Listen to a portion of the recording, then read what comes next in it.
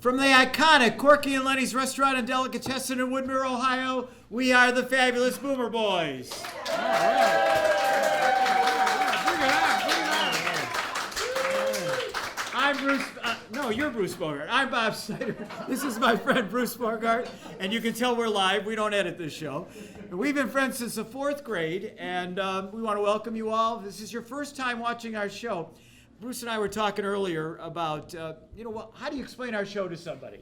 And I think you agreed with me on this point. There's 3 basic fundamental things we like to talk about with baby boomers. One is we like to emphasize nostalgia.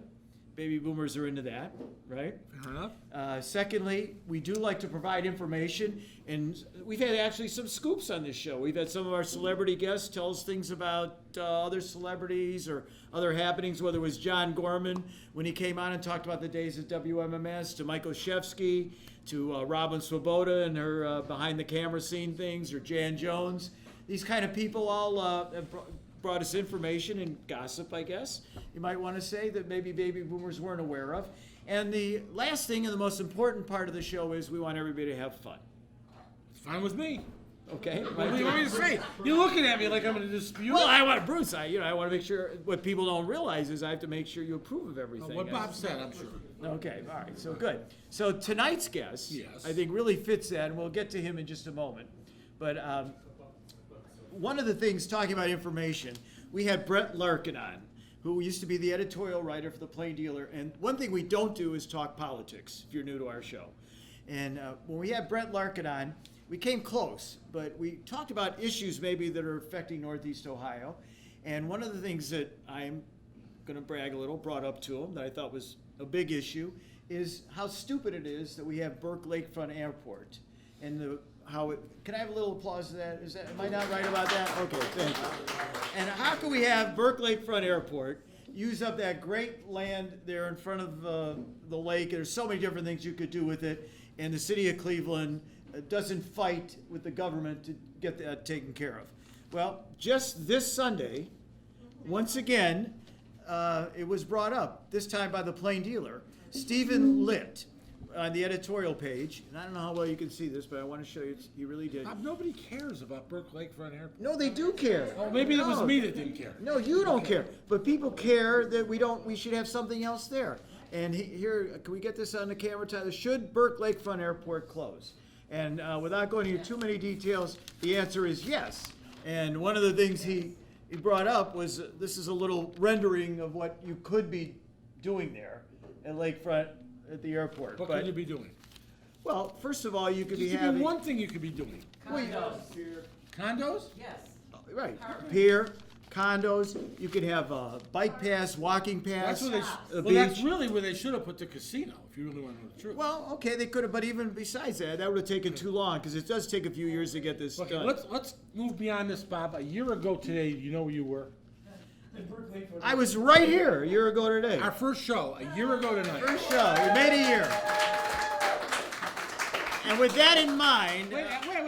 Before you say that, I want you to know, if you'd have said to me at any time before a year ago tonight, Bruce, let's do a webcast about Burke Lakefront Airport, I would have said no. All right. I agree. It's just one item. It's your show. Go ahead. It's just one item. It's just one item we want to talk about. But we are going to celebrate our anniversary, and it's going to be in September that we're going to celebrate it. We got some big news coming up in the next couple of weeks, and we want to make sure everybody stays in. Make sure you tune in. We will not be here next week. We're going to take a week off. And then in 2 weeks, we'll be doing a show. And in 2 weeks is when we'll have the announcement about how we're going to celebrate our anniversary. Yeah, Tyler, you got to get one of those things that says breaking news to put across the bottom of the screen. It's going to be We breaking. are going to have breaking news. Okay. So talking about all of this, let's bring out our guests, because that's really why we're here tonight, right? Okay. All right. Thank you all. All right. Marty Gitlin. He was awarded first place for general excellence from the Associated Press. You still can't read. No, I got to wear my glasses. I'm getting old. I hate to admit my age. Anyway. You don't have to fake it. Let's just get him on. All right. Let Marty Gitlin, come on out here.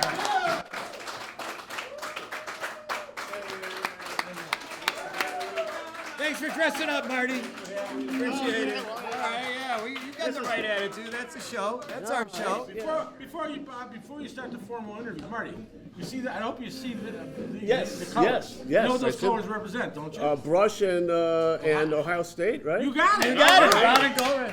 And Marty is a graduate of Bruce and our high school, Brush High School. That's right. That's right. All right. And I did dress up. I have a Daffy Duck shirt that I could have worn. Oh, okay. So this is better than that at least. All right. Well, Marty I've got to tell everybody right off the bat, has written over 150 books.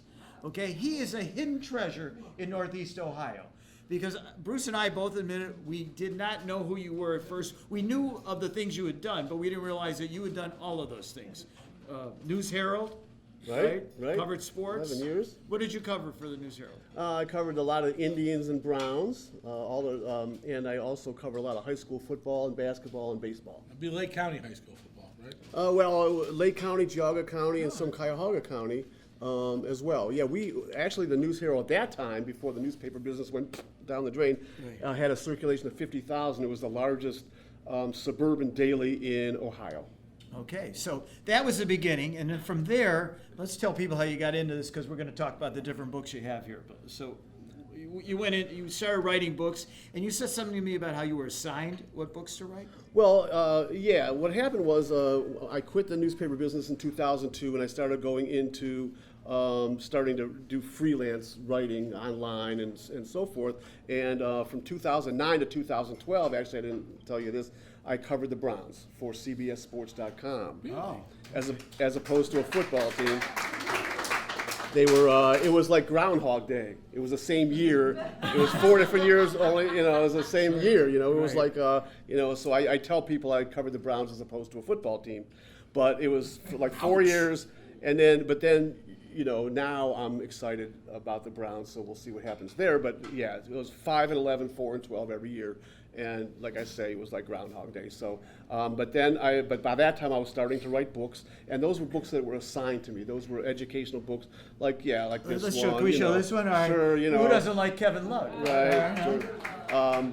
And I wrote about history and social studies and sports and a lot of different things, a lot of biographies and so forth for kids, middle school kids and so forth. So those were smaller books, but I always had my heart set on doing my own thing. And so I started writing books that were my books, that were my idea, like the Great American Cereal All right, book yeah, was. let's This show was that my one right first. away. This was my first hit. Yes. Can you get this on here? Yeah.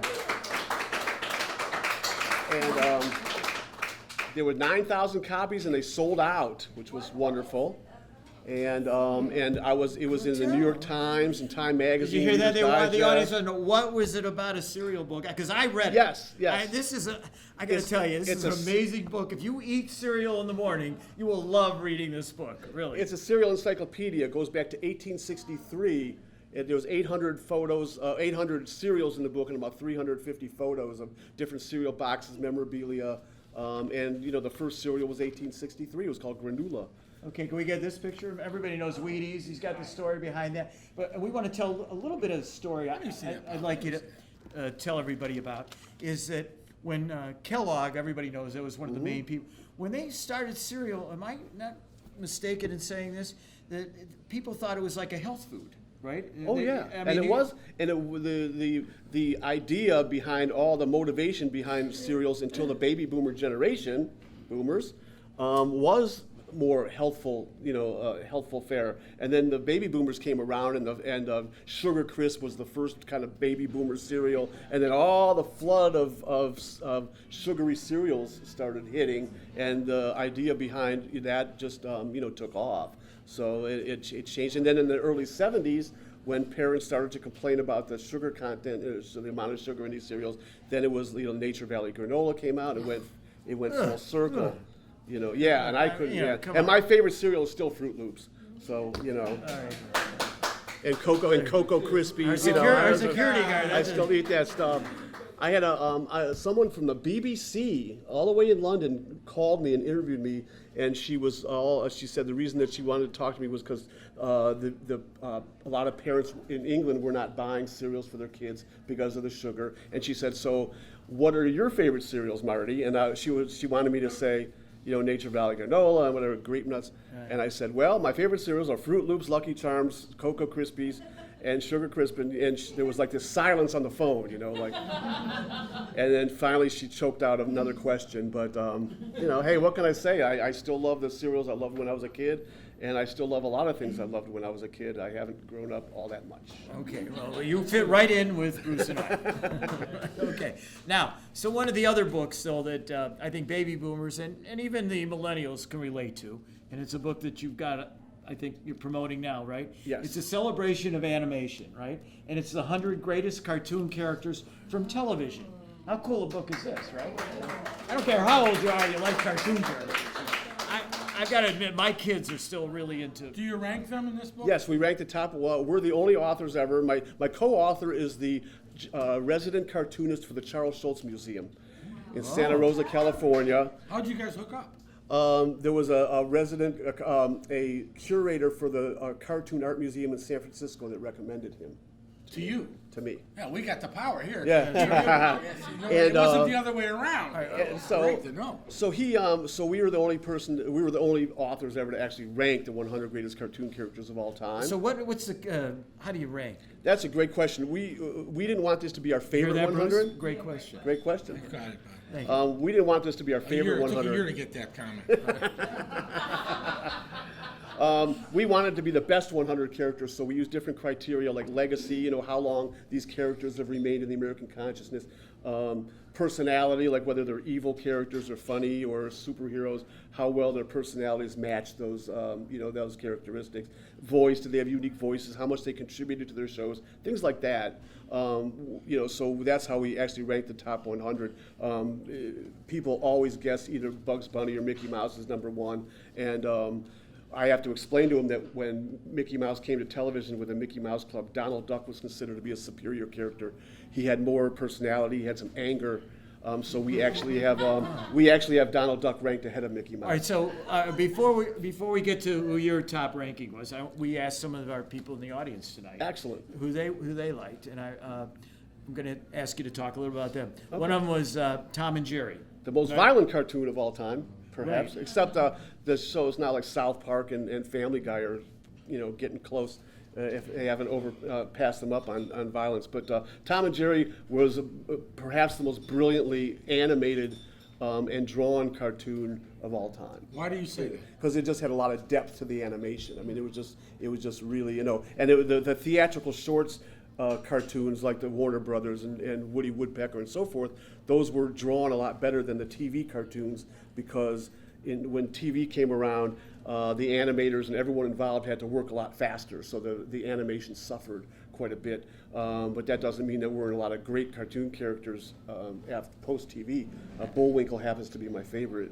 Oh, okay, Rocky and Bullwinkle. Yeah. And Natasha and all that. But, during the Cold War, those are unbelievable characters. And that was adult humor, too. I mean, the Right. humor was more for adults than kids in the Bullwinkle shows. Well, I've got to tell you, I remember sitting around at home, when we did watch television, the family, back when you're old like I am, you watched it as a family, and I remember the Flintstones because I liked Jackie Gleason's show. Yeah. And I always thought the Flintstones were a lot like Jackie Gleason's sitcom, but a cartoon.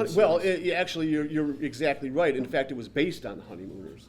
It was. The Flintstones was based on the Honeymooners. They were at the pool the pool hall and bowling alley, and they had the wives, and the Ralph Cramden character was Fred Flintstone, and Ed Norton was Barney Rubble, and it was completely based on the Honeymooners. The Flintstones was, and I show a lot of I show a Flintstones cartoon, and I've done almost 100 library visits on this book now, where I show cartoons and talk about cartoons, and I've had a lot of fun with that. But I do show a Flintstones.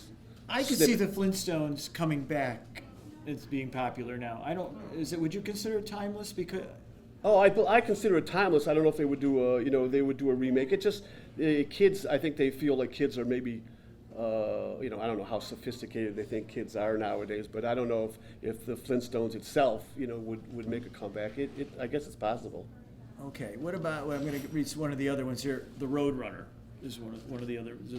I get so many comments about Wile E. Coyote and the Roadrunner, and in fact, when I ask people who the greatest cartoon character in their eyes, I've had people say that, Wile E. Coyote and the Roadrunner. But you know. Talk what about can you say? violent, though. Can they show that today? You know, this is poor kids don't get to watch that. But you know, you go on, you look at South Park and Family Guy and these modern shows, and you know, like Wile E. Coyote would fall off a cliff and then he'd get up and he'd be a little Band-Aid over here, right? And but the shows now, they have blood. You know, they're showing blood and everything, and so the violence. Yeah, the violence wasn't back then, was maybe not quite as graphic as far as I mean. Did you have a favorite cartoon character, Bruce? You know, you sat around with your family and watched cartoons? No, the Flintstones. We would watch Meet the Press at my house. We did. Yeah, my parents watched that too. I would say that was Mighty a Sunday Mouse. morning. Saturday morning. Oh, Mighty Mouse. Mighty Mouse. Okay, I have some of Mighty Mouse. You know, the thing with Mighty Mouse is, and maybe this is just me, but I used to watch Mighty Mouse, and the reason I didn't like Mighty Mouse was because all the cartoons seemed the same. The mice would be bugging the cat would fight back, Mighty Mouse would come and beat the hell out of the cat. I'll tell you who I liked. And it didn't seem fair to Let me. me interrupt you. What about that Sylvester and what was that? Tweety. Yeah, Sure. Tweety. That was my Yeah. favorite. Oh, okay. Great cartoon. Well, that's in the book too. I always thought that was kind of Yeah. a feminine cartoon. I'm comfortable with myself, Bob. I'm very comfortable. Okay, You know, I just thought. You So know. was Sylvester feminine, or Tweety was maybe? Tweety, you know, yeah, more I so. Yeah, I mean, he was a little timid, you know. Right. Yeah. Okay. But, I'm just curious. yeah. It's I never- interesting. I wondered what Bruce liked, but okay. I'm the product So of tell us. I'm the product of a broken home. You guys could watch as a family. I had to watch one show with my dad and then maybe another show with my mom. Well, That's a good answer. we used to watch on Thank you. Saturday mornings and Saturday mornings from 8 a.m. to noon. I had my big bowl of cereal in front of me, and I would watch cartoons. And a lot of you folks probably did. Sure. We watched 2 hours. There was 2 hours of Warner Brothers, and there was another hour of Hanna-Barbera. I watched McGilla Gorilla, which I loved. Woody Woodpecker, all the cartoons. Didn't you come over to the westerns like Fury was on Saturday morning? No, I wasn't a big. My brother was a big Western, liked the Westerns. He liked the Rifleman. Boy, are we old. Yeah, We're old. but and then so I would watch 4 hours. But Captain Penny was my man. Oh, I used he to was- rush yeah. home from school every day to watch Captain Penny because I he thought showed he had the cartoons Three too. Stooges, though. He had Three Well, he did. He also had the Three Stooges. Which I always found that men love the Three Stooges and women don't, but I'm learning more on these library visits that a lot of women like the Three Stooges today. I dragged my son. Gotta say, I dragged my son to the Three Stooges movie. Yes. About 8 years ago, Yes. whenever it came out, and I get a text from him before we leave the theater saying, "This is 2 hours I'll never get back." Really? That's too bad.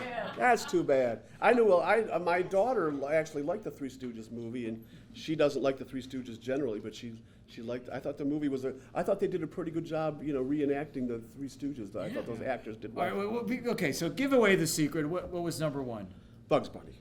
Bugs Bunny. Oh, okay. And in fact, my co-author So and I why? were like, Why we were Bugs like, Bunny? we were like, okay, so who's number one? Bugs Bunny, right? Okay, let's move on. Because when we were deciding on our top 100, we didn't have any. There was like 2 seconds. We decided Bugs Bunny. That was it. Bugs Bunny never provoked the other Warner Brothers characters. He was always the one being provoked, and then he would fight back in very imaginative ways, and that allowed him to play off. Daffy Duck and Elmer Fudd, and my very favorite cartoon character, Yosemite Sam. He's my favorite cartoon character of all time. He's just so out there. He's so wacky. I love Yosemite Sam. But anyway, so that allowed Bugs Bunny to play off these characters so well. And I mean, when I tell people, yeah, Bugs Bunny's our number one, even if they didn't predict that, they were like, oh yeah, I get it. No one ever said. No one argues. No one says, "Well, I don't understand why you have Bugs Bunny number one." Nobody ever says that. Okay. So we know about the animation. Now, let's get to Bruce's favorite subject: sitcoms. All right, you gotta Right? understand. What was the name of your Marty, book? The name of his book for what's the name of the sitcoms. book? The greatest sitcoms of all time. I like ranking things. I ranked the 70 greatest sitcoms of all time. 70 greatest sitcoms. I believe that book will become the Bible in the industry. That would be nice. You're looking at It's a 5 very- years old. It better hurry Marty, up. don't underestimate how shallow I can be. Well, there was a lot to be said about the intellectualism of sitcoms, depending on what sitcom you're talking about. In fact, I have All in the Family number 2. I won't give away number 1 yet. All in the Family revolutionized television. Oh, no doubt about it. Completely revolutionary. You know, the first burp was on All in the Family. The first toilet flush. The first time they talked about, you know, homosexuality and politics and the Vietnam War and all. I mean, it just did it. What's that? Bigotry, everything. I mean, All in the Family changed And it was a everything. comedy. It still was a situation comedy. And it was a brilliant comedy. I mean, it was hilarious. You know what? You it can had laugh everything. and cry at that show. Yes. I love Sure. it. And I did. I had Seinfeld ranked #1 because it was just so darn funny. Well, It was just the writing in Seinfeld was so imaginative and brilliant, and the acting. I mean, the characters. I think George Costanza is like the funniest character of all time. his brother. George Costanza, and so I have Seinfeld. The top shows I have ranked as Seinfeld, All in the Family, MASH, I Love Lucy, Mary Tyler Moore, and Cheers. Okay, that fits right in. And the Andy Griffith Show 7. I have to give my wife credit here. She still watches MASH. They have these MASH shows every Sunday morning, or I don't know. Oh, it's on all the time. Whenever It's I on come every home, day. MASH is on television. I don't know what it is. And the other one, of course, was, believe it or not, she gets up early in the morning on the Hallmark Channel to watch I Love Lucy. Sure. And Sure. still, those Let shows. me are- ask you a question. The one show I would have liked to rank higher, but I couldn't legitimately do it, and I just love to death, is Green Acres. It's no show has ever been like that before. It's surreal. And Raymond? Oh yeah, well everybody loves Raymond, yeah, and that's way up there. In fact, I think I have Everybody Loves Raymond in my top 20. Okay. Top 20? Yeah, but you love. Yeah, you maybe love top Green 15. Acres. I have to look. You love Green Acres. I so love far. Green Acres because it was just my kind of humor, just absurdity. I love absurdity. That's one of the reasons I like cartoons, because you can do some things in cartoons that you can't do in real life, and I like that absurd kind of off the wall humor, and Green Acres certainly has. This guy has to love our show, Bruce. Yeah. Yeah, there you go. I mean, That's why I'm what's here. more absurd than this? I looked at your list, okay? Because I honestly didn't have a chance to read the book, and I will read the book because things like that are more important to me than a lot of other things. What I don't understand is some of the shows, they don't have legs. In other words, I loved Friends when it was on, and when Rachel came back to Ross in that last episode, oh my God, I think I know my eyes well, okay? But I can't watch that again. I mean, I can't watch that. Oh, I'd rather really? watch the news. But Seinfeld, I'll watch the same episode Yeah, 40 yeah, times. Yes. So Well, some shows have I'm- better legs than others. I'm a rare bird that doesn't like Friends. But I ranked Friends up there. I ranked it actually ahead of Green Acres because it deserved to be in there. I was trying to be as objective as I could. I didn't like Friends because I thought all those characters were pretentious, and I just didn't gravitate toward those characters. And maybe being a baby boomer, Seinfeld was more of a baby boomer show, right? And Friends was thought more so, of a whatever that Generation X or whatever Gen that X, show. And I just Friends didn't- was I just Friends loved was it. the I just- yada yada yada. Well, no, Seinfeld was yada No, yada yada. no, they Oh. said yada yada, but I Oh. thought Friends did yada yada. Oh, okay. Did you believe in like Jerry Lewis did that women weren't funny? Say that That again. Jerry You know Lewis- that. I know Jerry- you know that. Jerry Lewis said that- went on record As saying at, that Vanity women Fair were. magazine. Oh no, I didn't know that. I didn't know that. Yeah, and so did John Belushi. I mean, Really? Said women aren't funny. Oh no, I mean I don't agree with. I mean I think Lucille Ball was as funny as any man has ever been. Well, he said Lucille Ball. He named two or And, three, but then he said the rest of them because it's Well, just not, I don't they know. never- That was before, Elaine Bennis in Seinfeld was hilariously funny. Oh yeah, I when know she did a lot that, of- when she danced. Oh, yeah. I The laugh dance. when Yeah, Bruce yeah, dances, that but when dance Elaine was- Bennis, she took some title. That was wonderful. She was great, and I think I have her ranked in the back of the book. I have the top 150 male sitcom actors and female sitcom actors, and another I thought real funny character. All the women in the Mary Tyler Moore Show I thought were Oh, very yeah, funny. that was too. one of the things. One of Rhoda, our. Rhoda and Phyllis I thought were hilarious. Well, they had spin-offs. Was Jackie Yeah, Gleason yeah. in there? Because that wasn't a sitcom, but you really couldn't. Oh yeah, I have the Honeymooners. Honeymooners the was only one Honeymooners? season. Right. But it was so great that I have it ranked in my top, I think probably 25 or 30. That book's 5 years old. I don't remember all the exact rankings, but We've got to get to Honeymooners was one up more of there. your books too. But before, I don't want to forget this. How can people get your books? Because like I said, I think you're a hidden treasure. people don't realize, I think, is you don't maybe get the publicity. You got to get a better agent to have the publicity that you deserve. I just got an agent more recently. But the two books right here. Well, no, we're going to do that one The next. Ultimate Cleveland Indians Time Machine book and the Celebration of Animation you can get on GitlinBooks.com. Just Gitlin books.com. So not on Amazon. Tyler, Gitlin. Gitlin, GitlinBooks.com. And I autograph them. My autograph, you ready for this? My autograph adds 3 cents to the value of these books. So you should. So you could get the book for $25, and then you can sell them for $25.03. Okay. But right. yeah. So you go to GitlinBooks.com and you get I autograph them for free. I personalize can't you get them. it on Amazon? You can, but then I don't do as well. Oh, okay. So there you go. And they're not autographed. No. And then you won't get them autographed or However, personalized. the Boomer Boys, you bring the book up here after you buy it. We will autograph. We will sign his name. Yeah, I have Might add a some. nickel to the. I have some. I brought some books if anyone would like a copy, and Okay. I autograph them. You will sell them. Okay. What about? All right. Tell us about this book that you're kind of working on now, because of It's course. not working on it. You're holding it. Well, no, I'm working on telling people about it because we have. Let's face it. Right now, the Indians, everybody, how great are they doing? And they're alone in first place. Yeah, how do you like alone that? in first Alone, place. right. Well, we don't know when the show is going to be on, which is tomorrow. Oh, okay, Hopefully that's they right. still will, but they're in the race, no matter what. So tell us about this one, because this is of me course. hold it up. Excuse Hold me. it up, Bruce. Go ahead. The Ultimate Cleveland Indians Time Machine book. Well, I know more about the Indians than any subject in the world. Like I've always told people, like if you said that you have to talk nonstop for like 24 hours about one subject or you will drop dead, I could pick the Indians and not break a sweat. So I follow the Indians. When I was a little kid, What does your wife feel about it? she's not thrilled about it. But when I was about 10 years old, my dad sent a note to my brother who was in summer camp. And he said, Leon Wagner just hit his 27th home run today, but he can't be as happy about it as Marty is. So that was it, And so I was really driven to write this book. It's Wait, let me see that for a second. It's 27 chapters of Cleveland Indians history. Really fun. I try to be real fun and enlightening in the book. And It does have pictures. Bob Feller, there you go. Yeah. And the first chapter is about the Cleveland Spiders of 1899. They had a record of 20 wins and 134 losses, and it remains the worst record in the history of baseball. Did the Hansloms own that team at the time? What's that? The Hansloms.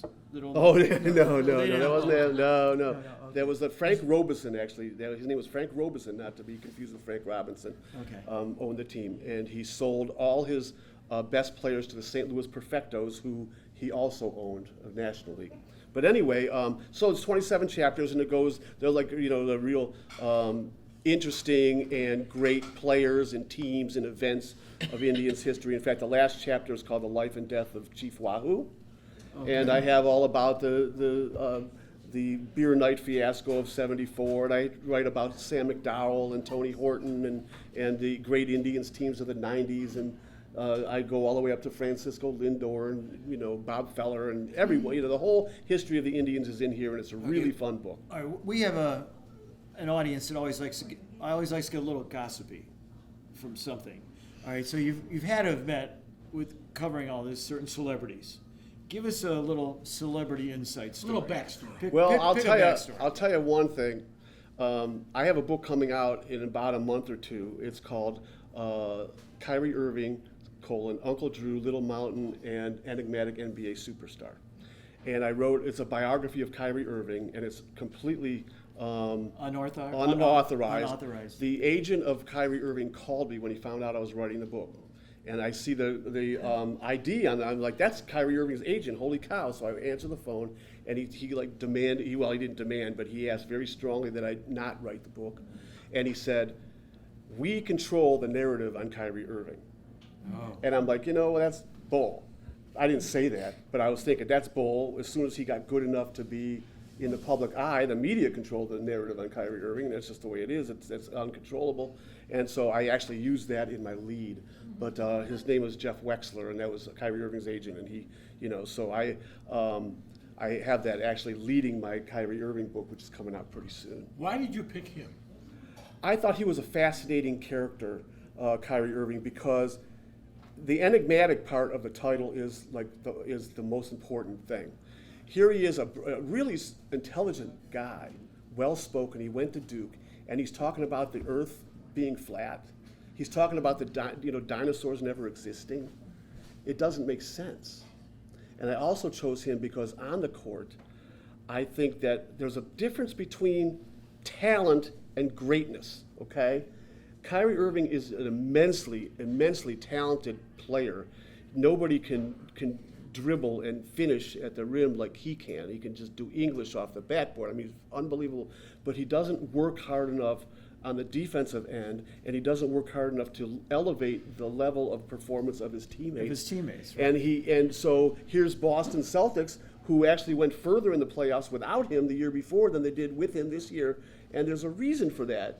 And so I think the whole thing is kind of fascinating. His whole thing with LeBron James wanting to leave, he's claimed that it's not because he didn't want to be second fiddle. He claimed he didn't even know what second fiddle meant. I mean, bull crap. He knows what second fiddle means.